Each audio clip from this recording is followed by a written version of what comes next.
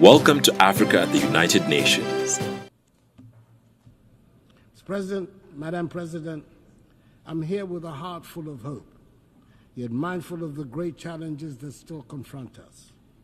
As President of the Republic of Ghana and as a citizen of the world, I'm acutely aware of the shared responsibility we carry. Our work here is nothing less than shaping the future of humanity, a future that will affect generations long after we are gone. Leaving no one behind, acting together for the advancement of peace, sustainable development, and human dignity for present and future generations, reminds us that the decisions we take here will define whether we rise to meet the hopes of billions or continue to let inequalities and injustice persist. We owe it to those who look to this body for leadership, to act, and not just to talk. The world we live in today is a stark, unfortunate contrast of privilege and hardship.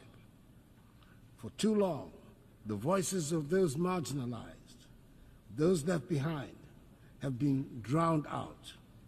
They constitute the bulk of humanity. These are the voices of the poor, the displaced, the vulnerable. We cannot, in good conscience, leave them behind. They should be at the center of our discussions and our decisions. Africa, in particular, knows the cost of being left out. Yes, we're a continent rich in potential and resilient in the face of adversity, but we have also been disadvantaged by a global system that has generally treated us as an afterthought. We've been viewed merely as passive recipients of aid rather than as equal partners in global progress. The well-meaning promises of assistance have failed to materialize to bring about the long-term change we so passionately need. Such aid as is offered often comes with strings attached, limiting our ability to shape our own futures. Africa is not a continent of despair. She's full of great possibilities. She's required, however, to chart a new course of development. Our young population is filled with energy, creativity, and ambition. The people of Africa are not asking for handouts. They're demanding opportunities in a new global architecture so they can have access to education, healthcare, and jobs, to be able to build better lives for themselves, their families, and their descendants. Madam President, it is impossible to address the challenges of today without speaking of the contradictions that exist within this global institution. We gather here to discuss peace, but wars continue to ravage nations. We speak of justice, yet justice endures. The structure of the Council reflects a world that no longer exists, and its failure to act in times of crisis raises a difficult question. What is the purpose of the Security Council if it cannot intervene when the world needs it most? Reforming the UN Security Council is a matter of fairness and necessity. The current structure, created in 1945, no longer reflects the realities of today's geopolitical and economic landscape.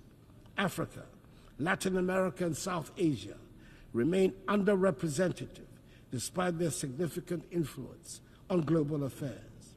This lack of representation undermines the legitimacy of the Council's decisions, and the use of veto power by a few permanent members often paralyzes its ability to act effectively during crises.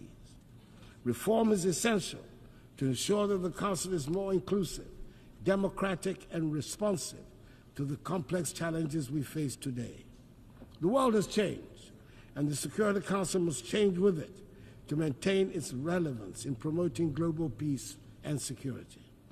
For years, I've championed the need to reform the Security Council as per the Eswatini Consensus, the common African position on UN reform, which calls for Africa to have permanent seats on the Council. It is incomprehensible that a continent of 1.4 billion people has no permanent voice in shaping decisions that affect global peace and security. The time for half measures is over. We need a Security Council that is fit for purpose in today's world. It is heartening, however, that finally the demand for reform has found acceptance by leaders of 2 of the 5 permanent members, President Joe Biden of the United States of America and President Emmanuel Macron of France. Hopefully, the others will soon follow suit. We must also recognize that the fight for peace goes beyond government actions. It is a fight for humanity itself.